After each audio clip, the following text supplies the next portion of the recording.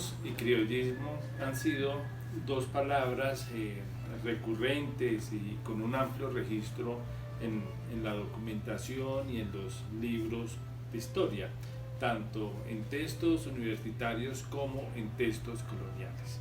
La expresión criollo en el Nuevo Reino de Granada, como la de Gachupín en Nueva España, indicaron básicamente un elemento contingente: españoles nacidos en América. En este momento, la expresión criollos y criollismo en el campo de las ciencias sociales tiene una dimensión mayor. Se indica básicamente con la expresión criollismo una ideología que se fue configurando paulatinamente en el transcurso de los siglos XVII y XVIII y que llegó a un momento clave de cristalización hacia 1667 con la publicación de uno de los memoriales criollos más importantes de América, el de Don Pedro de Bolívar y de la Redonda, que fue un memorial que recogió de manera sistemática los reclamos de los criollos. En este primer capítulo veremos un poco las raíces de esa ideología criolla y cómo las contingencias, los procesos y las tensiones propias del siglo XVI marcaron el desarrollo de esa ideología tan significativa en el contexto político continental. Por todos es bien conocido cómo el hecho de la conquista generó una problemática muy particular entre la monarquía, los conquistadores, y a esa tensión se le sumó posteriormente la iglesia y particularmente el clero regular. Esas tensiones y esa problemática particular del siglo XVI tuvieron un lugar muy importante en el desarrollo y en la cristalización de la mentalidad criolla, como lo veremos más adelante. Por ahora quiero hacer mención a esas tensiones y conflictos que estuvieron muy presentes en la memoria criolla. En primer lugar, el hecho de la conquista como una empresa privada fue uno de los elementos más importantes que marcaron el desarrollo de esta ideología. Para los conquistadores, ¿sí?, devenidos luego en encomenderos y posteriormente el linaje que se desprendió de ellos, resaltaron cómo la monarquía ganó una serie de reinos en América sin invertir, en las palabras de ellos, sus caudales, sus recursos económicos. De manera que para los conquistadores la conquista de América fue fundamentalmente una empresa de orden individual, unas iniciativas privadas muy pero muy importantes. En esa perspectiva, los conquistadores reclamaron un lugar prelativo en el nuevo orden que se empezaba ya a insinuar en el siglo XVI. Querían, la mayoría de ellos, fundar un orden señorial donde ellos fuesen cabeza en ese ordenamiento. Y ser cabeza de ese ordenamiento se traducía básicamente en tener un gran control sobre las sociedades indígenas a partir de la institución de la encomienda, que fue una de las instituciones más valoradas y más destacadas por los conquistadores. Con las encomiendas ellos se sintieron altamente compensados por la corona.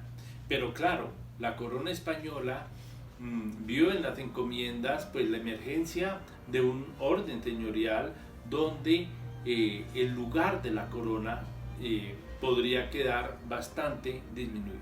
Y en ese sentido, la corona se propuso reducir y desmontar esos privilegios derivados de las encomiendas. Y en tal sentido promulgó la ley de 1542, las famosas leyes nuevas. Los conquistadores con esas nuevas leyes pues se sintieron profundamente afectados, se sintieron defraudados por la monarquía y por supuesto que reaccionaron. En unos lugares con una intensidad mayor que en otros. Los casos más memorables se presentaron en el Perú con las llamadas guerras pizarristas, pero encontramos también sublevaciones y desórdenes muy importantes en Nueva España y un poco menos en la Nueva Granada.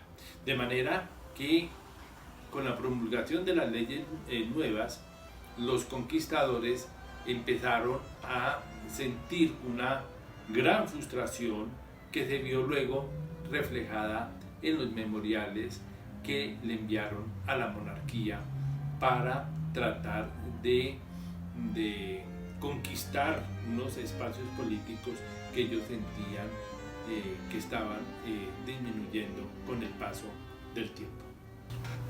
Sí, entonces las leyes nuevas cristalizaron la tensión entre encomenderos y la corona. Pero esta no fue la única tensión en el siglo XVI. La monarquía también entró en tensión con el clero regular y particularmente con algunos religiosos que habían introducido una serie de mitos y nociones sobre la evangelización previa, es decir, que habían construido culturalmente unos mitos que expresaban la idea de que América había sido en algún momento previamente evangelizada o que había sido poblada por judíos, algunos pues los expulsados durante el gobierno de Vespasiano o alguna de las tribus perdidas de Israel. De manera que estas expresiones de los religiosos para la corona terminaban siendo muy problemáticas porque comprometían las bulas de Alejandro VI, en las cuales se estipuló claramente que España era el pueblo elegido para adelantar un proceso de evangelización. Pero si hubiese existido una evangelización previa, la corona española hubiese podido quedar relativamente deslegitimada en esta tarea, en este mandamiento tan importante que asumió a raíz de las bulas de Alejandro VI. De manera que toda esta problemática del siglo XVI, estas tensiones, fueron recogidas de una manera muy implícita y muy compleja por parte de los cronistas. Las crónicas en gran medida fueron la expresión de los conquistadores. Y claro, los historiadores siempre hemos visto en las crónicas unos documentos, y por documento me refiero básicamente al registro de unos hechos, de unas situaciones que se consideraron absolutamente ciertas por haber sido registradas por testigos oculares de esos hechos. Pero las crónicas, por supuesto, son algo más que unos documentos. Las crónicas son fundamentalmente unos textos en el sentido total de la expresión, es decir, que están cargadas de un gran simbolismo, de unos sentidos, de unos significados, que por supuesto los profesores de las ciencias sociales y los especialistas tienen como tarea interpretarlas, ¿no?, desde estos nuevos horizontes teóricos. Bueno, y uno de esos cronistas importantes en el nuevo reino de Granada fue don Juan de Castellanos. Don Juan de Castellanos escribió una de las crónicas más importantes para el nuevo reino de Granada y la tituló Elegía de varones ilustres de las Indias. Es una crónica bastante extensa, escrita en verso, pero el título nos está indicando un poco el propósito de don Juan de Castellanos, una elegía por varones ilustres de las Indias. Es decir, hacia finales del siglo XVI, don Juan de Castellanos escribe para dejar testimonio de una generación muy importante de españoles y de conquistadores que empezaban a ser amenazados por el olvido. Esa crónica de Juan de Castellanos sería, en cierta manera, una forma de sobreponerse a ese olvido y adicionalmente es una crónica que expresa esa melancolía por un tiempo que fue el de los conquistadores. Es un tiempo que está llegando a su fin y que se está abriendo precisamente un nuevo tiempo que nosotros los historiadores y particularmente yo llamaríamos el tiempo del ordenamiento colonial. Don Juan de Castellanos, en un episodio muy interesante en la Plaza de Tunja, pues muestra, ¿no?, a unos sujetos haciendo alarde en el manejo de los caballos y de las armas, ¿no? Y justo en ese momento entraba un burócrata vestido con sus capas, ¿no?, con una indumentaria que va a caracterizar precisamente al burócrata colonial. Ese momento es muy interesante porque estaría expresando la transición de lo que algún profesor, Luis Fernando Restrepo, llamaría la transición del orden marcial al orden republicano, es decir, al orden de las magistraturas, al orden instaurado por la monarquía. Y ese episodio pues nos estaría indicando básicamente el nacimiento del orden colonial. Bueno, y en esta crónica don Juan de Castellanos expresa esa mentalidad de los conquistadores, esa mentalidad propia de unas élites que se están territorializando en América. Hay un verso pues, muy conocido de Juan de Castellanos: tierra buena, tierra hermosa, tierra para fundar morada eterna. En ese verso se recoge básicamente ese interés y ese patriotismo en ciernes, ¿sí?, que expresa ese proceso de territorialización criolla que, por supuesto, como toda territorialización, generó también desterritorializaciones. De manera que estas crónicas recogen en gran medida esta visión encomendil, conquistadora, y esa fue pues, básicamente la razón por la cual la corona española desplegó una gran censura hacia las crónicas, ¿no? Las consideró en gran medida unos textos inconvenientes a partir, ¿no?, de esta problemática del siglo XVI. Bueno, y los hechos relatados por don Juan de Castellanos pues básicamente permiten reconocer esos primeros elementos en la configuración de la mentalidad colonial.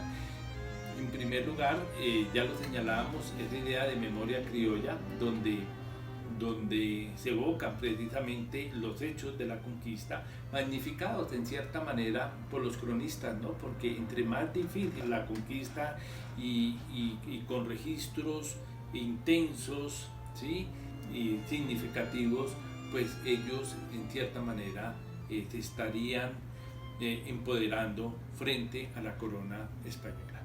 Bueno, esta crónica de Juan de Castellanos, ¿no?, pues que combina muchos géneros, expresa el pensamiento de estas élites que luego van a ser recogidos todos estos elementos en uno de los memoriales más significativos que fue el de don Pedro de Bolívar y de la Redonda, escrito hacia 1667. Este personaje tan importante nació en Cartagena de Indias y desarrolló su vida burocrática. Bueno, la comenzó en Cartagena de Indias y finalmente la terminó en la ciudad de Lima. En un próximo capítulo hablaremos expresamente del memorial de don Pedro Bolívar de la Redonda y cómo en este memorial recoge todas estas inquietudes y problemas que fueron propios del siglo XVI, pero que en el ordenamiento colonial van a tener una resonancia muy particular.